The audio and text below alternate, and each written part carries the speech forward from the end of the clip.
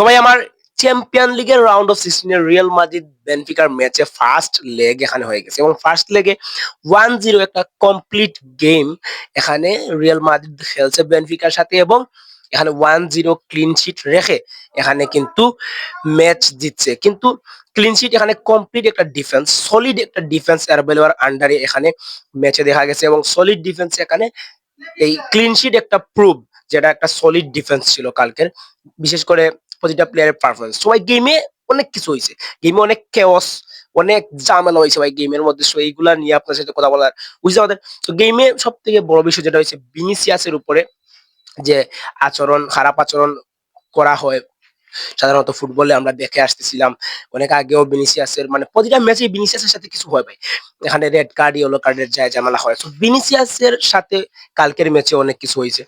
So এই বিষয় নিয়ে কথা বলা যাক। কালকের ম্যাচে এখানে ভিনিসিয়াস একটা আউটস্ট্যান্ডিং গোল করে ভাই, এটা ব্লাইন্ড ফিনিশ করে ভিনিসিয়াস এবং এমন একটা শর্ট মারে ভাই, একটা অসাধারণ একটা গোল। এবং এই গোল করার পর ভিনিসিয়াস একটা সেলিব্রেশন করে এবং এই সেলিব্রেশনটা হচ্ছে ব্রাজিলিয়ানরা ভাই ঠিক এই ধরনের সেলিব্রেশন করে থাকে সাধারণত এবং এটা নর্মাল ব্রাজিলিয়ান কালচারের মধ্যে এটা নর্মাল। কিন্তু এই সেলিব্রেশনটা বেনফিকার কাছে মানে বেনফিকা ফ্যান্স বলেন বা বিভিন্ন জায়গায় এটা ডিসরেসপেক্টফুল আচরণ মনে হচ্ছিল। এবং তারপর এখানে এই সেলিব্রেশনের পর এখানে বেনফিকার প্লেয়ার, একটা প্লেয়ার এখানে ভিনিসিয়াসকে হচ্ছে জার্সির ভিতরে মুখ ঢুকিয়ে ঠিক এইভাবে কিছু খারাপ কিছু কথা বলে বা অনেক খারাপ কিছু আচরণ করে ভাই। যখন একটা প্লেয়ার এইভাবে কিছু করে কিছু বলে তাহলে এটা অবশ্যই কোনো খারাপ কথা হবে এবং সাথে সাথেই ভিনিসিয়াস দৌড় দেয় রেফারির কাছে এবং রেফারি বিষয়টা এখানে কিন্তু সংকেত দিয়ে দেয় যে এটা একটা যে খারাপ আচরণ হচ্ছে এবং সাথে সাথে এই ম্যাচে এখানে দুই টিমের ক্যাপ্টেনকে নিয়ে এখানে পরামর্শতে রেফারি দুই টিমের ক্যাপ্টেনের সাথে পরামর্শ চলতে থাকে। সো এখানে যে বিষয় হয়েছে এর মধ্যেই এখানে ভিনিসিয়াস জোসে মরিনহোর সাথেও কথা বলছে। সো ভাই ভিনিসিয়াসের সাথে একটা খারাপ আচরণ হয়েছে, এখানে ক্লিয়ান এমবাপ্পেরও স্টেটমেন্ট আছে। সো ম্যাচের পরে স্টেটমেন্ট গুলো দেখা গেছে এটা একটা খুবই খারাপ আচরণ ছিল, ডিসরেসপেক্ট ছিল এবং ভিনিসিয়াসের প্রতি এরকম হয়। তারপরেও রেফারি কিন্তু ভিনিসিয়াসের ওই সেলিব্রেশনের সময় ভিনিসিয়াসকে একটা ইয়েলো কার্ড দিছে, যেটা অবশ্যই ভিনিসিয়াস ডিজার্ভ করতো না। তারপরেও এখানে ইয়েলো কার্ডটা ভিনিসিয়াসকে দেওয়া হয়েছে। কিন্তু তারপর ভিনিসিয়াসের সাথে যেটা হয়েছে, যে আচরণটা হয়েছে, খারাপ আচরণটা, এটাও কিন্তু অনেক খারাপ ছিল।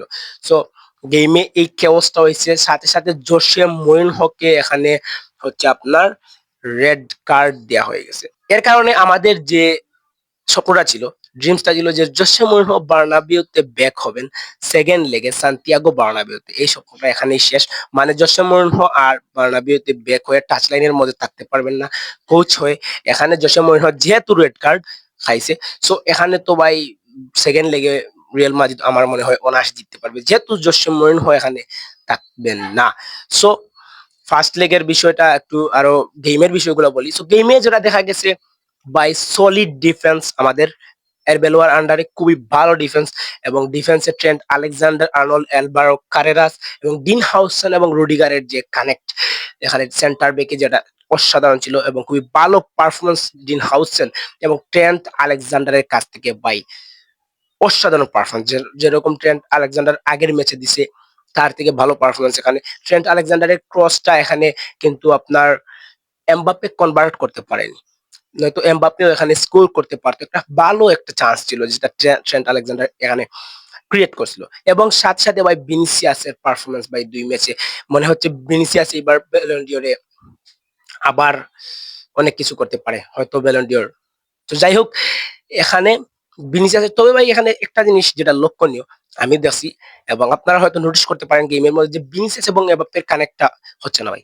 ভিনিসিয়াস এবং এমবাপ্পের যেভাবে পিএসজি তে মেসি নেইমারের এমবাপ্পের সাথে একটা কানেকশন থাকতো, এমবাপ্পে এই ধরনের একটা কানেক্ট যেখানে রিয়াল মাদ্রিদের মধ্যে পাচ্ছে না। বিশেষ করে ভিনিসিয়াসের সাথে আমরা যেটা এক্সপেক্ট করি ওই বিষয়টা আসলে হচ্ছে না। তো তারপরে এবেলোয়ার আন্ডারে এখানে যেটা দেখা গেছে গেমে সব থেকে বেশি, যেটা হচ্ছে যে পজিশনাল ফ্রিডম।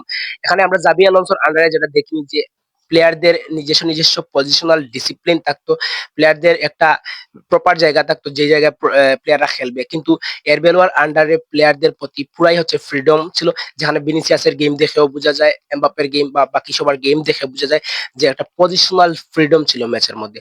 তো সবকিছু মিলিয়ে এখানে গেম খুবই ভালো গেম ছিল। ভিনিসিয়াসের পারফরম্যান্স, আর্দা গুলার, চৌমেনি পারফরম্যান্স, সবার পারফরম্যান্স এখানে ভালো ছিল। এখানে যেটা দেখা যায় গেমের মধ্যে সবথেকে বেশি আগে যেটা দেখা যাইত না, এখানে জাবি আলোনসো খুবই ব্লক গেম খেলতো। এখানে ব্লক থাকতো ম্যাচের মধ্যে, যেটা ডিফেন্সের উপর অনেক বেশি নির্ভরশীল। কিন্তু এখানে যেটা দেখা যায় এবেলোয়ার আন্ডারে, সেটা দেখা যাচ্ছে যে এখানে ফাইনাল থার্ডের মধ্যে অনেক বেশি এন্ট্রি, ফাইনাল থার্ডের মধ্যে এখানে খুব বেশি অ্যাটাক ক্রিয়েট হচ্ছে বা ওয়ান টার্গেটে শট মারতেছে। প্রতিটা প্লেয়ারের মধ্যে ফ্রিডম ছিল ভাই, মানে পজিশনাল ফ্রিডম। সো ভাই ম্যাচে ফাইনাল থার্ডের মধ্যে যেটা বললাম যে এন্ট্রি অনেক বেশি ছিল, সবকিছু মিলিয়ে ভাই গেমের মধ্যে অনেক চেঞ্জ হয়েছে রিয়াল মাদ্রিদের। জাবি অ্যালোনসো থেকেও চেঞ্জ হয়েছে, মানে আমি এখন এটা বলতে চাচ্ছি না যে জাবি অ্যালোনসো বেটার বা এরবেলোয়া বেটার, কিন্তু এখানে যেটা দেখা যাচ্ছে যে এখানে এরবেলোয়ার আন্ডারে মাদ্রিদ পুরাই চেঞ্জ হয়ে গেছে ভাই। সবাই আপনাদের কেমন লাগছে গেম অবশ্যই কমেন্টে জানাবেন।